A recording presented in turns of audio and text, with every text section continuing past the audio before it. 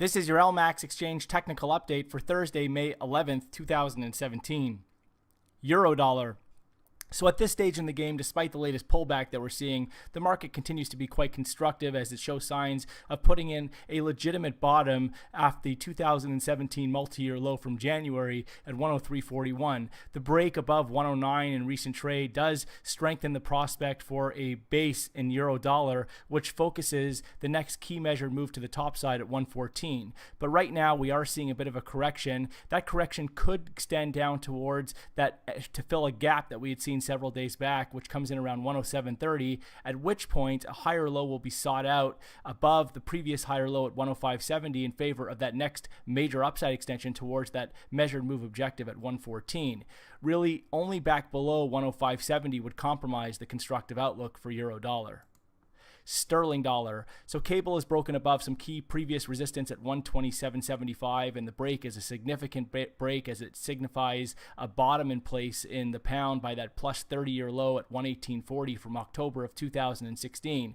The break also opens a measured move upside extension towards 135 over the coming weeks, and any setbacks that we do see now are classified as corrective. There is risk that we do see a pullback, but a pullback into the 125 area would be reasonable, at which point the market should be very well supported into the barrier or ahead of the barrier, ahead of that upside extension towards 135. Ultimately here, only back below 123.60 would compromise the newly adopted constructive outlook for the pound.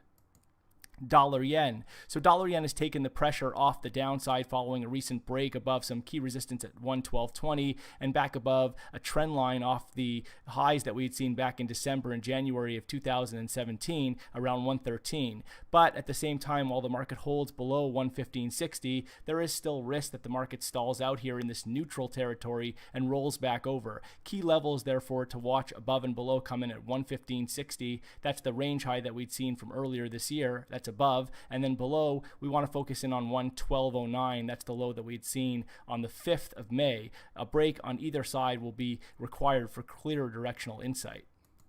Euro Swiss. So Euro Swiss has seen a significant shift over the past several days, with this market now looking to test and potentially break above key psychological resistance at 110. A push, an establishment above 110 will do a good job solidifying a basing prospect in this one, and then open the door for significant upside over the coming weeks, so over the medium term. At the same time, if the market is unable to establish above 110, it will suggest that the market is not done trading to the downside, and we could see another topside failure in favor of a resumption of declines back down towards recent lows in the 106 area.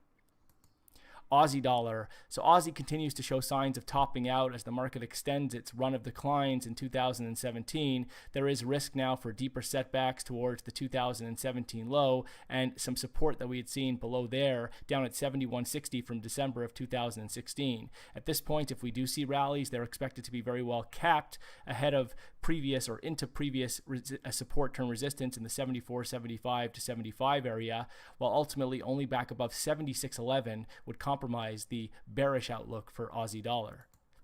Dollar CAD. So dollar CAD has been trading within an intense uptrend that has intensified over the past several days. The market has traded up to a recent 2017 high just shy of 138, but overall the structure continues to be quite constructive. Any setbacks that we do see should be very well supported, ideally in the 135 area, in favor of a continuation of gains beyond 138 and towards the next key measured move at 140 further up. At this point, only back below this low down here at 132.20 about would compromise the constructive outlook for dollar CAD.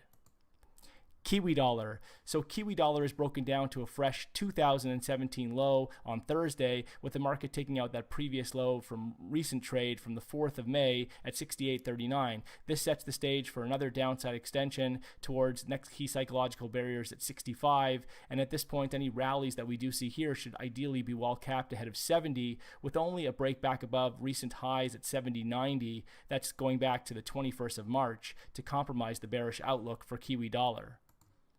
SPX 500. The S&P 500 has recently pushed up to a fresh record high, and this push above 2400 opens a measured move extension towards 2480 further up. This measured move extension comes from a previous range that we had seen off that high from 2400 in early March down to a corrective low at 2320, so that's an 80-point range, and the breakout projects 80 points towards 2480 potentially.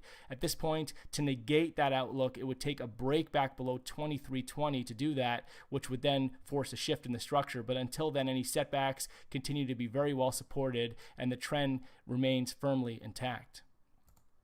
Gold. So gold has been showing signs of basing out in 2016 since stalling out ahead of 1100, and the market has put in consistently a series of higher lows and higher highs, most recently a higher high by the 2017 high just shy of 1300 at 1295. And so this latest pullback at this point is viewed as corrective, with the market once again potentially putting in a higher low above 1195 this time in favor of a continuation of gains towards a measured move at 1335, just shy of the 2016 peak at 1375 further up. But if we do see the market establish back below 1195 and break down below 1180, that would significantly compromise the recovery outlook for gold and put the pressure back on the downside.